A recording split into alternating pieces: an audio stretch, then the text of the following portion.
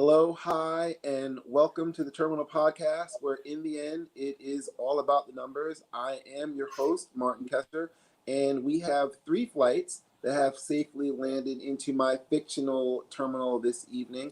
Names and faces are on the screen, but who are we really going to be listening to this evening? Let's get introduced with your name, what you're drinking, and the airport call letters from your favorite athlete's college.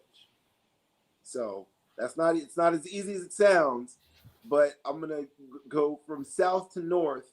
And since I know where everybody's flying in from, we'll start in Atlanta. Rashawn, I'll have you try and deal with this one and leave the other 2 a chance. So your name, what you're drinking, and the call letters from your favorite athlete's college. Airport, right? That they will be flying. Yeah, the airport call letters. So my name is Rashawn. I am, of course, in Atlanta. I am drinking my usual Kettle One and cranberry. And the call letters would be ATL because Florida State would probably fly out of Atlanta at some point. That's fine. I believe, Chris, if I'm going from south to north, which I am, you'd be next coming out of Jersey. So. But my favorite athlete, Patrick Ewing, played college, Georgetown University, IAD Dulles Airport in Washington, D.C. All right, so you'll get a point for that. And I'm drinking piss warm Chango. And last but certainly not least, Mark from Boston. I really don't have a specific favorite player, but all my favorite players that I've rooted for over the years have all been from the Boston area. So Logan, I believe, is BOS. I could be wrong, but and I'm drinking water tonight. All right. Well, we will start off with water in a 17-game NFL season, so there can be no numerical symmetry. Symmetry can only be the arbitrary 1/3 seasonal understanding of random things that are about to change, similar to temperatures towards New Year. In this crazy new football year, we're getting Thursday night games on Amazon. Aaron Rodgers and Kyler Murray, I apologize. So between the 2 of them, between Aaron Rodgers and Kyler Murray, they've got 1 Heisman Trophy. They've got 1 NFL MVP award. And since quarterbacks get credit for wins like their pitchers, I'm looking for the number of seasons between the 2 of them with double-digit wins. That make sense? How many seasons have they piloted their team to double-digit wins between Aaron Rodgers and Kyler Murray? I went NFL seasons? Huh? NFL seasons. NFL seasons. I went south to north, so I'll go north to south. So, Mark, you'll start first.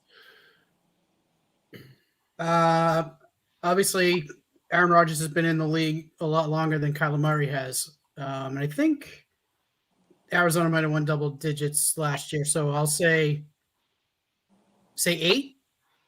You go 8? 8 total, yeah. I should have said these are Price is Right rules, so it's the closest to the number without going over. Chris, you're next. I'm going to say 11. 11. And Sean, sorry, I'm writing all these down, obviously. Okay, I'm going to go $1. Let's say I'm going to go 9. You're going to go 9? And that would hit it right on the head. It is 9. The balance, though, and this is why I thought this was a tricky question, because between the 2 of them, they do have a Heisman and an MVP, which is one each. But all 9 of those seasons are with Mr. Rodgers. Kyler's gone 8-8 and 7-9 the last couple of seasons with Arizona. But we're not paying full attention to either one of their teams, the Packers and the Cardinals. Both possibilities for these first question, which is about the NFL. Who are your top 3 teams for this so far? So far, top 3 teams. Rashawn, who you got? Actually, the Cardinals are undefeated, so you gotta put them up there. I mean, they beat everybody in front of them. Mm-hmm. So at this point in the season, I put them up. A little bit of a homer pick, but I'm gonna go to Cowboys. I think they're playing good football as a team on both sides. And I got a tie between Buffalo and Tennessee, both of which have shown really great football and really mediocre football. So, Mark, of those 4 teams, who's coming out for your top 3, or is there somebody else that we've forgotten? Well, I would agree. I mean, Arizona going with being undefeated, and they played some pretty good teams. I would say they are the number one team.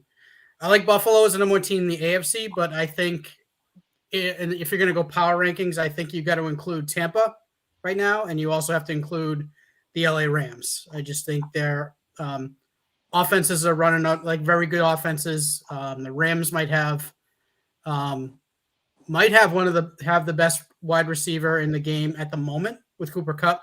In Tampa, Brady and his weapons is just run up the score on everybody. So I think you can't overlook those teams right now.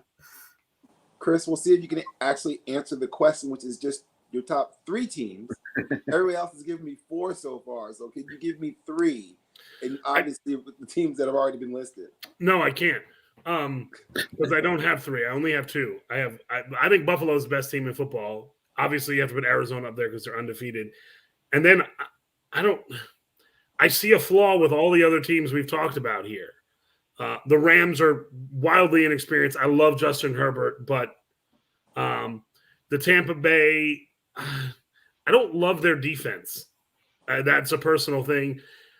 Green Bay and Dallas, like how many years do Dak and listen, Aaron Rodgers, I'm a fan, but they were 13-3 the past 2 years and fizzled out in the playoffs. So why do I believe in them? The Bengals, again, too young, haven't been there. And what was the other? Oh, Tennessee lost to the Jets. Has anyone seen the Jets play football this year? Yes. Tennessee lost to them. And listen, I think Tennessee's awesome, but every other team I see some sort of flaw in. Well, I'll perfect transition because Tennessee has my favorite player to watch, which is Derrick Henry, which is just the absolute treat of it. Which what was it? There was a gift that was going through that Rashawn was on our thread, which he basically was it Goku? Yes, he was Goku. Because he's just running so straight. He's my favorite player to watch. Chris, who's your favorite player to watch right now? So far, just period. Right now, who's your favorite NFL player to watch? I love Josh Allen. I want to say this about Derrick Henry. I'm not sure how old Rashawn is. I assume he's in the same age range as us. We grew up on the running back. I know people don't know what running backs are anymore, but we grew up with Tony Dorsett and Walter Payton when we were little kids, and then into Emmitt Smith and Barry Sanders and Earl Campbell when we were little kids.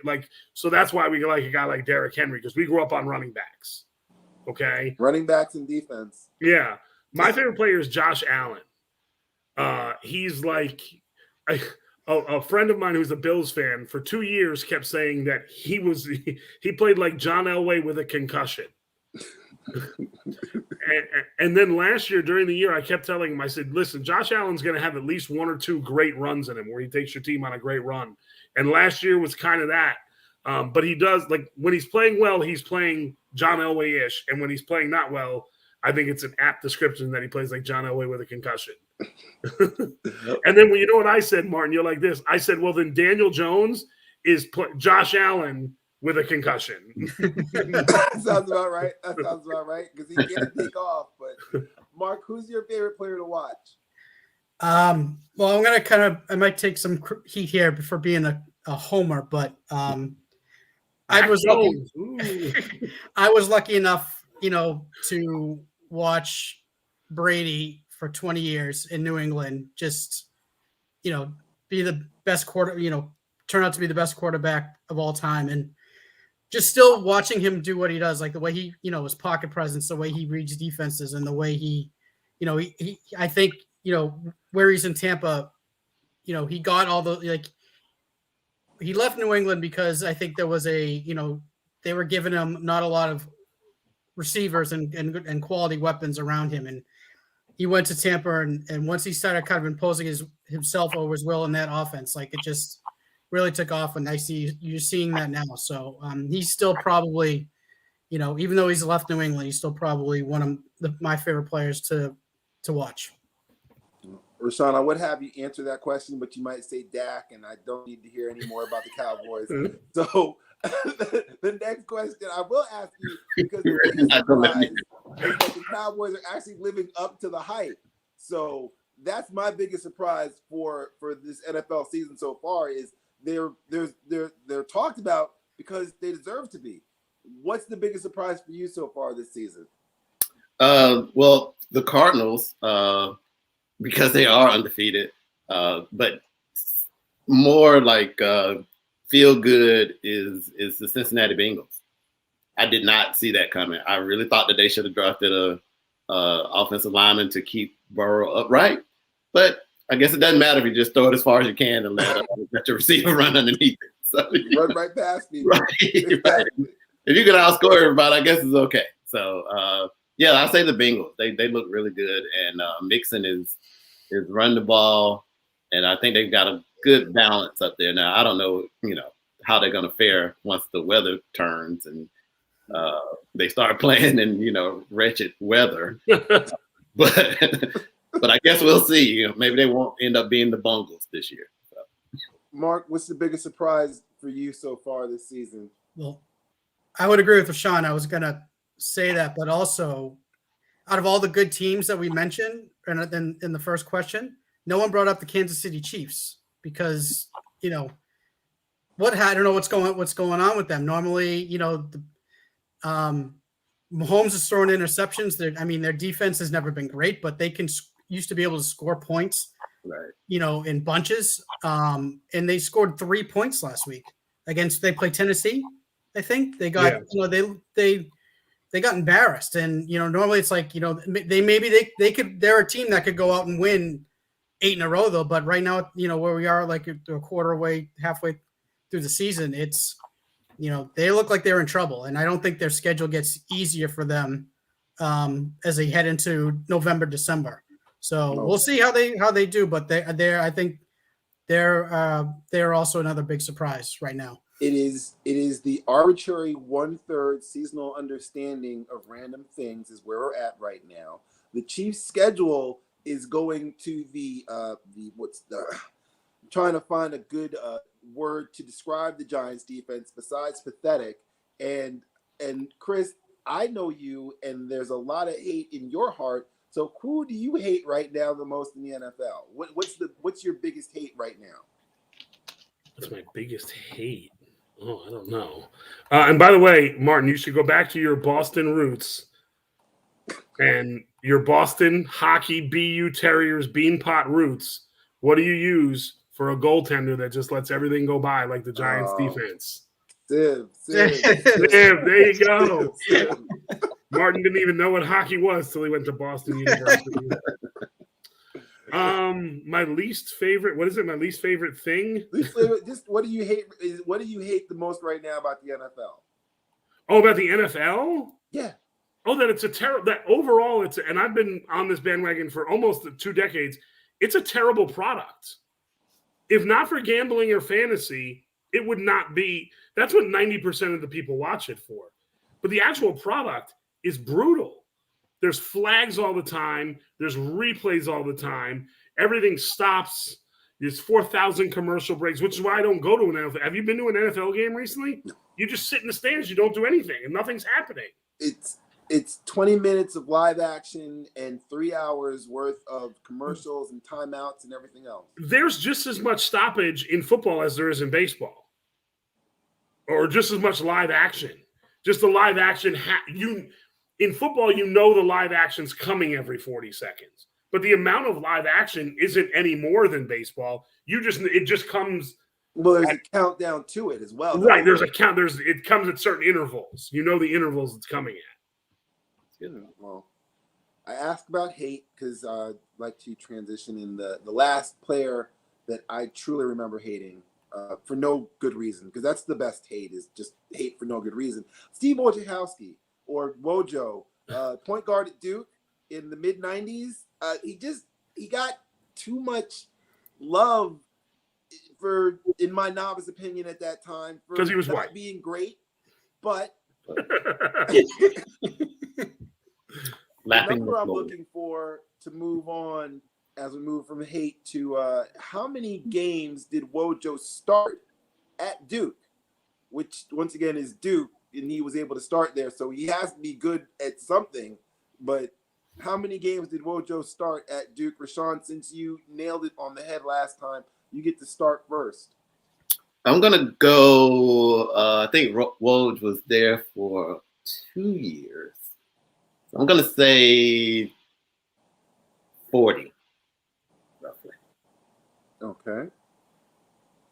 Dr. D, 83. 83. Mark, 72. 72. Right, not using the Price is Right style, Dr. D or Chris. You are closest. He started 88 games. Okay.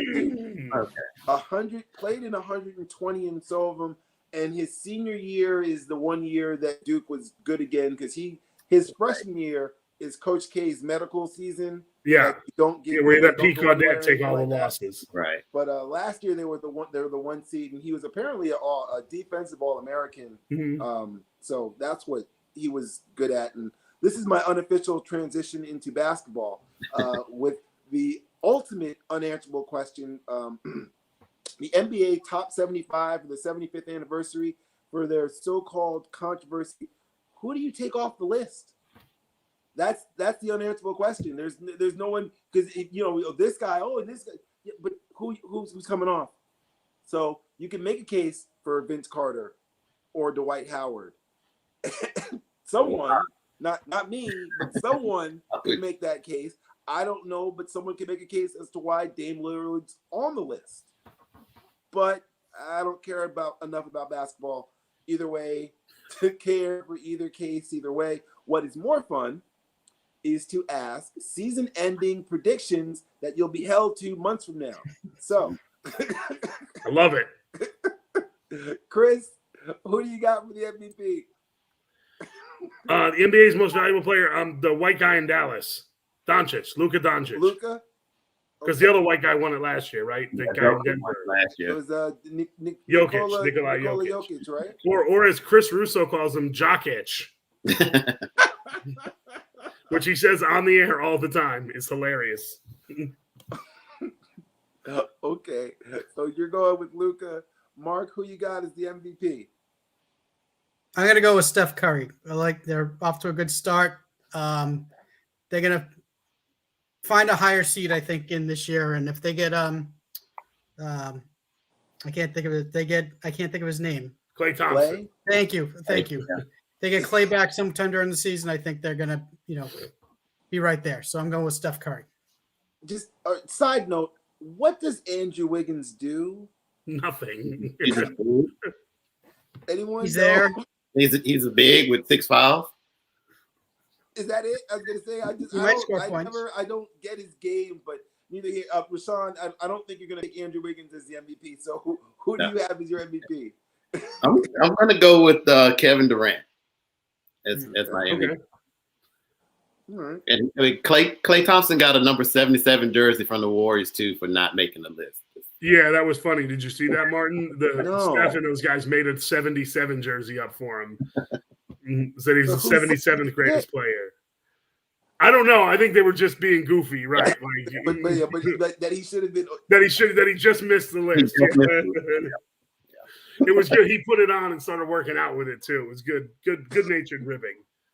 All right. Well, Rashawn, since we start with you, if Klay comes back, are the Warriors your pick to be the top team in the West? Because that next is I'm asking, who are your top teams for the East and the West? No is the answer to that question. I'm gonna go Nuggets because I think they got a good core. Phoenix because I think they're basically running it back. Well, no. Top team. I'm talking.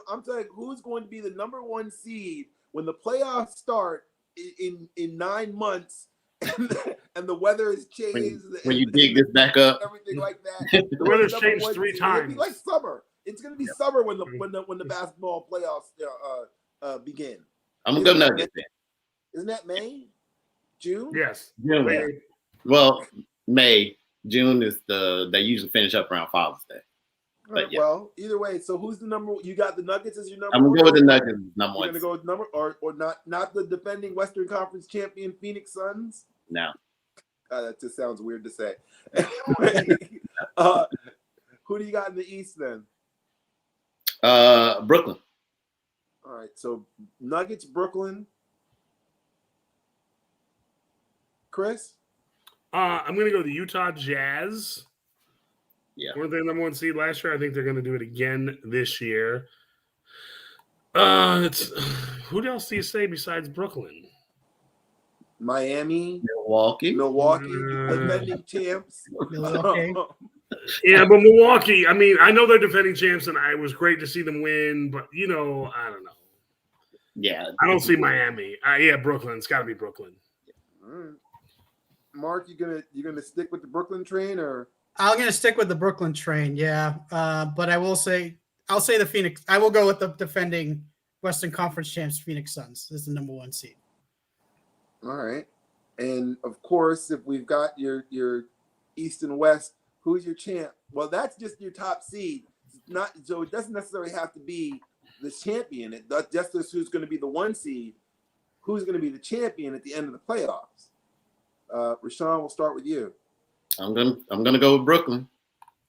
Right. I just think it's set up for them to win it. Mark, who you got? That would be my pick too right now. I'd probably would go with the Brooklyn Nets. Well, this is your pick now, but you're also going to be held to it, 9 months from now. Just let you know. Well, just in case you're wondering. We'll check back in. Chris, who you got? Can I say the New York Knicks? Please, can I say the New York Knicks? Can I say my New York Knicks? Because they're up 29-25 on the Bulls right now. Can I say my Knicks? I kind of want to say the Knicks. They're so awesome. They're so cool. They play defense. Irrational Knicks fans are the absolute best. They're the absolute best. I'm trying to stay as rational as possible, Martin. You know me. But there's so much. You could take an all-star team of their teams over the last 20 years, and this team is better than that. You got Kemba and Derrick Rose as that one, and then they're all playing off of Randall. Yeah, it's a scary team. It's a scary team in a bad Eastern Conference. I want to say, although I had Utah as the number one seed, I love Denver if what's-his-face is healthy. The guy got hurt last, Jamal Murray. Yeah. If they go into the playoffs with Murray, Jokic, and Michael Porter Jr., right? Stephen Porter Jr., something Porter Jr. They are really good because Jamal Murray, that was the thing they missed last year in the playoffs. Jamal Murray can get a bucket when it's bucket getting time. In the Western Conference Finals when they were playing the Suns and they couldn't, and they just couldn't get a bucket when the Suns had Devin Booker who could get them a bucket. Right. Yeah. So if Murray's healthy, I like the Nuggets. All right. Well, as I said, these picks, I've got them down here on my phone. That's awesome. I love it. I want to be held to them. Completely going to be held to it. Tonight's transitions are brought to you by Black Jeopardy, produced by Black Jeopardy, and brought to you by Car Tape. The best tape to fix your car, whether it's a crack in the window or holding up your bumper, use Car Tape and the Good Chair. When Granddaddy needs somewhere to sit to watch the game later on this evening, give him the Good Chair. He'll have tonight's NFL matchup. Tomorrow he'll have Game 3 of the World Series with Houston attempting to destroy the whole cheating narrative with another World Series appearance against a team wearing and claiming the city you can't see behind me. I readily admit that I'm a transplant in this good Georgia earth, but I've seen the 12 seasons for more than a decade. Closing in quickly on 5 years in the heart of downtown Atlanta. I posted this on social media, so I'll say it once and be done. If the Braves win, here's hoping they have their parade around Truist Park and their little self-controlled land grab the owners accomplished with Cobb County. Let them march past the Big Chicken and into Marietta Square. Atlanta has enough traffic. They can stay in Cobb.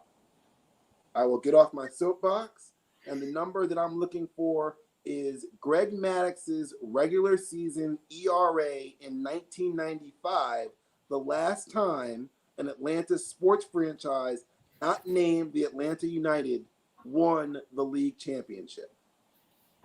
So I'm looking for Greg Maddox's regular season ERA in 1995. I'll go with baseball fans for starters. So, Mark, what do you got? I'm going to say around 2.6. 2.6? Yeah. 2.60? Yeah, sure. Why not? Okay. Chris, who you got? I think you're picking that year because that was one of I think 2 years that he had. I want to say it was like 183. 183? Yeah. Rashawn? Yeah, I have no idea. So I'm gonna go 194 at 3 random numbers. 194? Yeah. 194. I picked the year, once again, 95 is the last. Atlanta United won the MLS championship a couple Dude, soccer doesn't count. It's America. But the last time an Atlanta sports franchise won, not named Atlanta United, won a league championship, not just appeared in the Super Bowl, is 95. And that's why I picked that year. And Greg Maddox in that year did have a sub-2 ERA, and it was a 1.63 ERA. Wow. So, Chris, all of you went over because 1.63 is freaking ridiculous. So, The year before he had a 1.5. I'm just looking at it. 1.56 the year before. yeah, why not? Because why not? Because, anyway, Chris, so this is perfect. This sets up because it's a baseball guy to answer a baseball question. Braves, Astros, 1-1. Who you got in the World Series? Oh, I actually want to pick the Braves because obviously I hate the Astros with the white hot passion of 1,000 suns. I like the Braves. I think they're both, it sounds cliche. They're both good teams. That's why they're there. I will say this about Houston. I don't count them sons of bitches out whatsoever. They could be down 10 runs in the 7th game, and I am not counting. They will get Altuve will get clutch hits. Correa will get clutch hits. So I don't ever count them out. But I think the Braves are. I think the Braves are going to win. Well, we could talk more baseball, but if your team's been finished since August and you love the sport, your mind goes elsewhere, like an off season of MLBPA versus owners, or the fact that minor leaguers next year will get a living allowance for the first time in ever.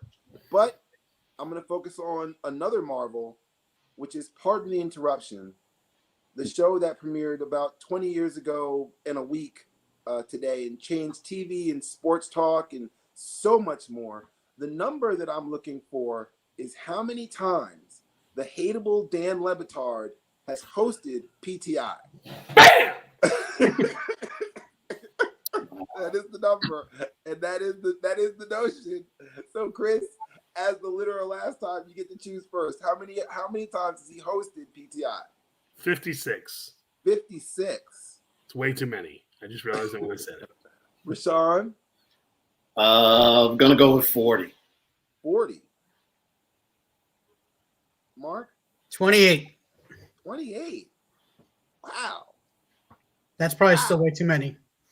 You guys couldn't be as far off as possible. Is it like 100? Jackie McMullen hosted 13 times. Dan Le Batard hosted 262. Holy Jesus. Before they told him, but Kornheiser jokes on his podcast that he should have quit the day before 20 years, and they'll be surprised if they make it to 2022.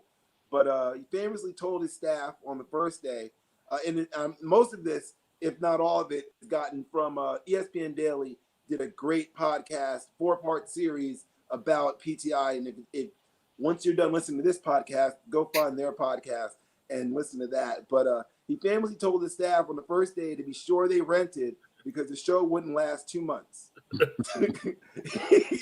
As only Tony Kornheiser could. He was wrong, but at some point, Father Time is going to win.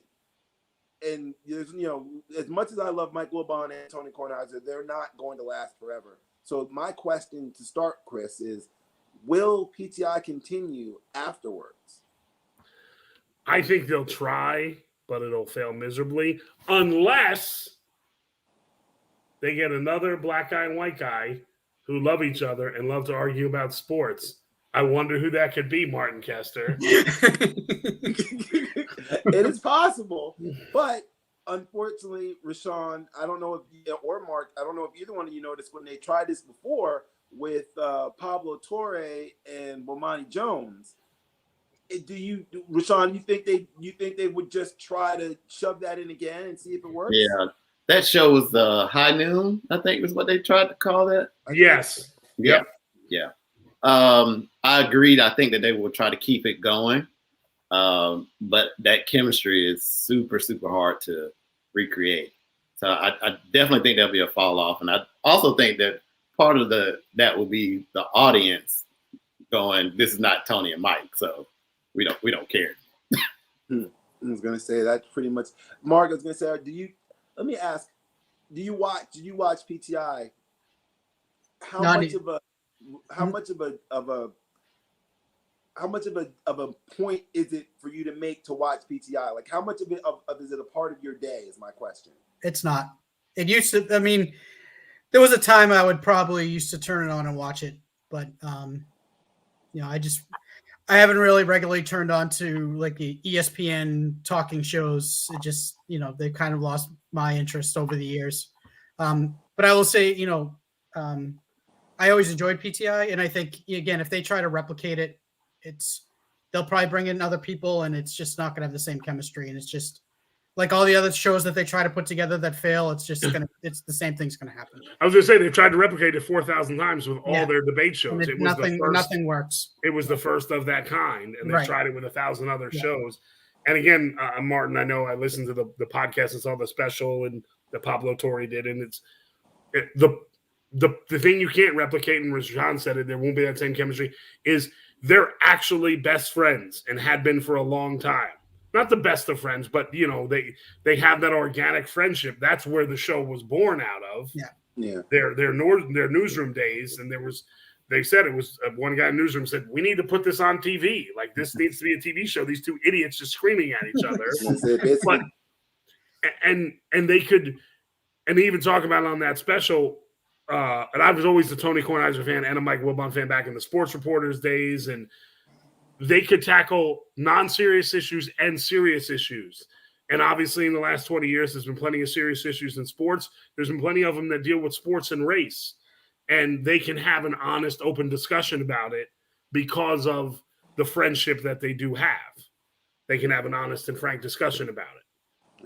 It's been the beauty of the show is the fact that they are those best friends. That if you worked in the Washington Post newsroom, you heard PTI for 20 years before it was a show on the air, because that was the two of them just yelling back and forth from their desks. Both are also huge boxing fans, and they both loved Mike Tyson. And I'm going to, as I mentioned before about the special, I'm going to try to do some production while in the middle of this. So if it fails, know I've tried. So can you give us about 30 seconds or a minute on what you will do on stage, if you can recall any of the part that you play? During my divorce with Robin Givens, while we were on television calling it the scoundrels, I'm still going back to our house on one particular day before I go to my lawyer to say how horrible this person is and stuff. I said maybe I give it another try. So I'm getting ready to go over there, knocking on the door. No one shows up. So I'm heading back to my car to go to my lawyer to say this is really a dreadful woman now, right? But as I'm going to my car, I see her car coming up. The reason why I know it's her car because I bought it, right? So as she comes forward and they come in the car, and you wouldn't believe who's in the car with her. Hello? I'm scared to guess who. Brad Pitt.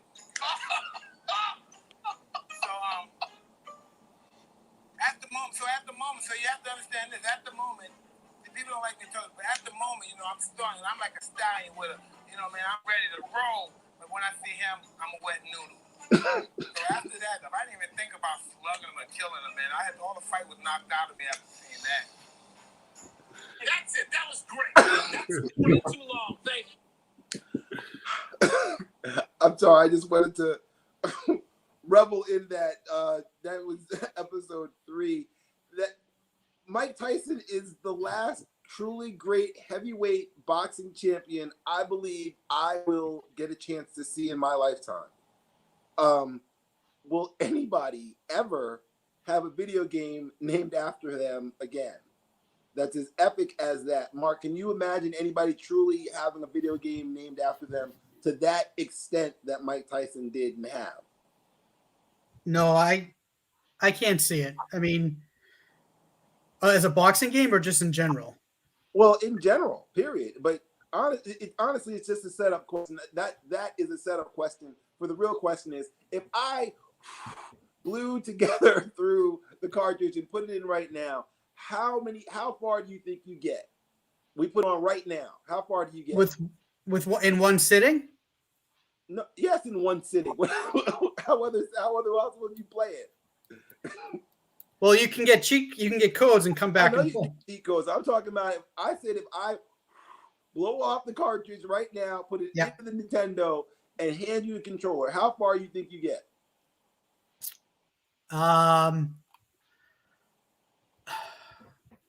Maybe at least to Bald Bull. Was that his name? I think it was Glass Joe. Glass Joe, then Piston Honda. No, Honda was third. Bull. Von Kaiser, then Piston Honda. I've got it up here.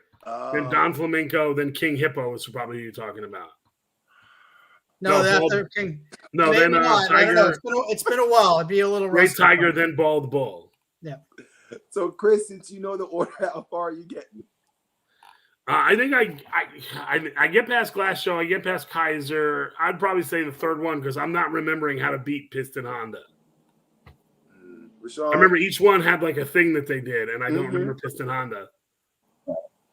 Rashawn, how far are you getting? It's funny because I actually played this game maybe about 2.5 months ago, and I think I did make it to Honda. And that was it. Where is Honda? Where is Honda in the order? Is going to number 3. He's number 3. He's number 3. So he's before what is it? Sagat and the other ones, right? Or no? Yeah, it was. It's Glass Joe, Von Kaiser, Piston Honda, Don Flamenco, King Hippo, Great Tiger, Bald Bull, Soda Popinski, and then Mr. Sandman, and then Tyson. Crazy that we know that game and everything like that. Another one name is I'm trying to do 2 things at the same time. All of that so I could cover up the fact that the one person that you could never cover, which is Andre the Giant, which is another marvel that we were lucky enough to live through, is the only way to truly describe it. Rashawn, are you still with us, or is it just fuzzy on my side? Wow. Okay. Mark, you're still here. I was going to say, well, either lose him or come back. But I guess I'll ask you this, Mark, which is, how would you describe Andre the Giant to a child and make them believe that he was real? Well, I couldn't start with the fact that he used to drink like 70 beers in a sitting. I don't know. I think from when I was a kid growing up and I was into wrestling, Andre was, he was. I remember him being like a villain, the villain to, like Hulk Hogan body slamming him in one of the, WrestleMania 3. Yeah, was huge. But to describe him to a kid, he was, I think I would go with he was the gentle giant, and I would go with maybe the Princess Bride, showing up to a kid. Oh, this was Andre the Giant. He's a real person. Here's the Princess Bride. This is I think he was the man he was, not the guy in the wrestling ring. But Chris, first off, is there anyone more perfectly cast for anything than the Princess Bride? And if you did show a kid the Princess Bride, then how do you explain to that kid, yeah, no, and this guy who we just showed you he's real. He was a real person. This isn't camera tricks, CGI or something. How do you explain that? You know what? I mean, I love Andre the Giant as a kid, as a wrestler, and I love the movie The Princess Bride. And luckily we do have things like YouTube clips and things like that to show. And if you've ever watched any of the stuff, you talk with the other actors on The Princess Bride, and they talk about them. There's one, if you haven't done it, please, I got a train running through my apartment. Carrie Elways tells a story about an Andre the Giant fart that lasted like 17 seconds. But ironically, I would actually say, and it's a terrible movie, but I would say show him the movie My Giant with George Mirasan and Billy Crystal, because Billy Crystal wrote that after spending time on the set with Andre the Giant. And Andre couldn't sit at the craft services table because he was too big. So he had to stand by himself and eat lunch. And Billy Crystal went over to him and would talk to him every day and found out all about his life when you're that size, that he couldn't sit on a plane. He couldn't go to the movies and all that kind of stuff. And that's really what the story My Giant, the movie, is about this guy that doesn't want to participate in society because it doesn't fit him physically. Interesting you mentioned that. I was going to say, because you did mention Vice, I believe, which is I don't know what the network was before, but it pretty much just plays old wrestling, in whether it's wrestling or old wrestling documentaries or Beyond the Mat, or there is the classic Andre the Giant documentary. Rashawn, have you seen that Andre documentary where they just show him and they have this hand, he just covers people's faces with his hand, and there's a whole 5-minute story about his farts, like you were saying before. I don't know if you heard the question before, so I get to ask you this fresh as you just popped back in. How would you describe Andre the Giant to a child and make them believe he was real?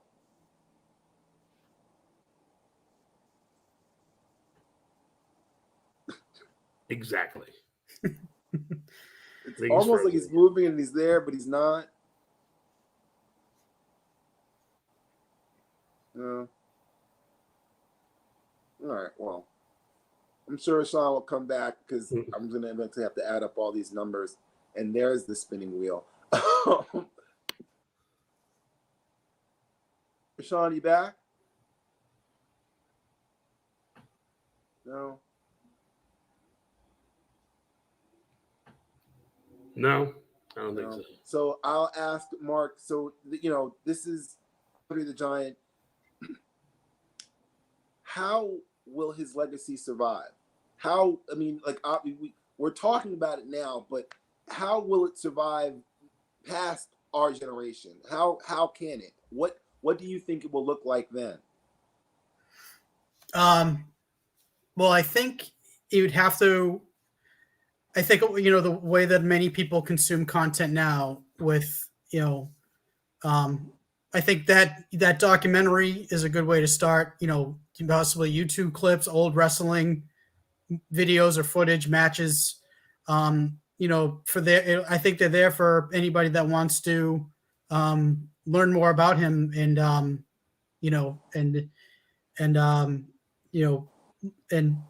experience what he brought to the wrestling ring, and just as a human being. I think there's a lot of story to tell about him.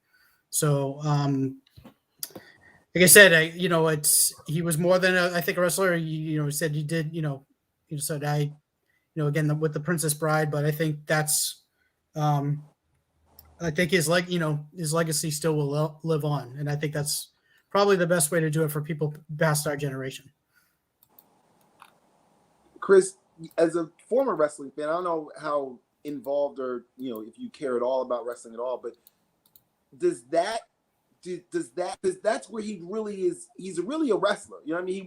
He was a wrestler before Vince bought up all the regionals and turned that into what it is now today. What how important is it for that generation of wrestling fans to know his story, to know the story of Andre the Giant? Oh, I think it's important. I mean, he's one of the. I'm going to make the weirdest comparison here.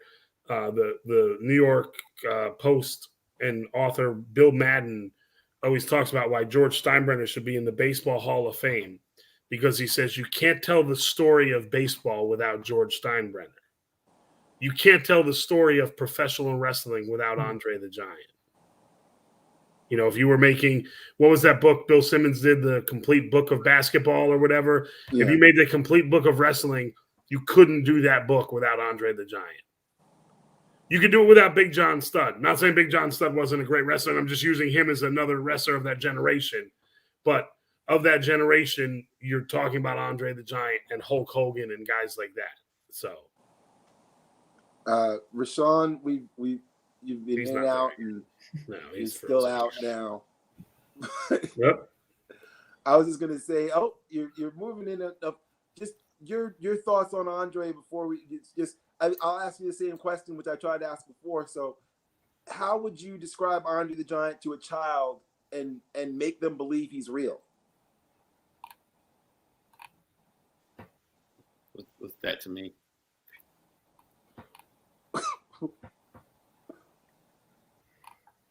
So that's a great question. Because he was so unbelievably big as far as his impact in the ring. He really was like the bedrock for the WWF at the time. He was the one that brought in Hogan.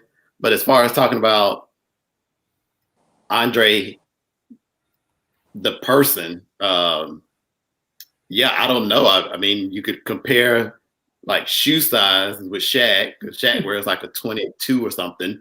That's the frame of reference. And Andre was 28-ish, somewhere in there. He was much bigger than Shaq. 7'5" and close to 500 pounds is what they usually kind of said. Right. So I mean, I Shaq walking, living, breathing example and be like, this is Shaq. Now put like 30-40% more person onto Shaq. That's a great way. That's Andre. Exactly. This is Shaq. So we're bigger and larger. You take like an average adult male and just attach it to Shaq. Like, right, exactly. Yeah, just put that on the Shaq. Well, we could continue with other numbers and things, and I could ask, see the whole myths and the things that as we kind of mentioned, the whole age general that we are, and the things that we've seen, and it's kind of weird. This sort of like we're old, we're not that old, but we still seen a bunch. But and things, just numbers, like if I said 23 or the 44th or 9/11, these are other numbers that evoke thoughts and emotions just off of those numbers. But we've reached the time because everyone's got flights to catch, a game to watch, and we need to discover who's got the winning number. Well, none of you got the absolute perfect winning number because I couldn't have picked this number out if I tried, and I didn't. The winning number tonight is 360.63. So it's 36063.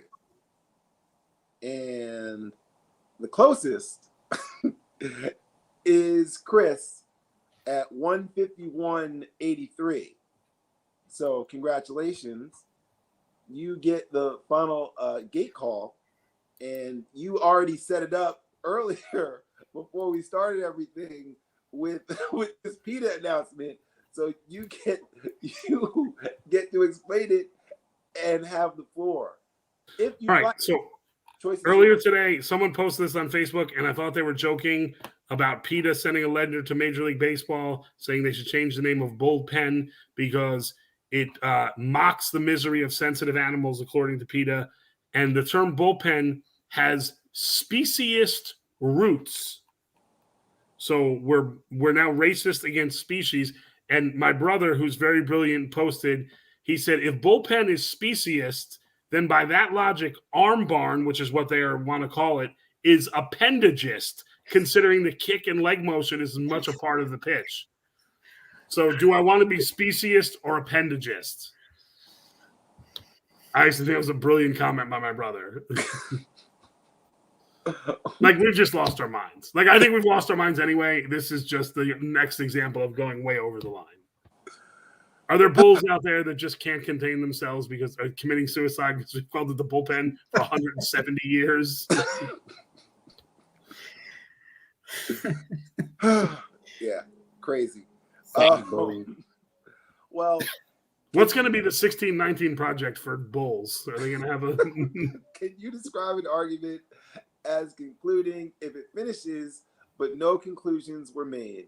Here's hoping you describe this time as entertaining and conclude to return to the terminal. I'd like to thank my guests, Rashawn, Mark, and Chris. Wish you all a safe flight home. Enjoy the evening's games and be safe. Enjoy.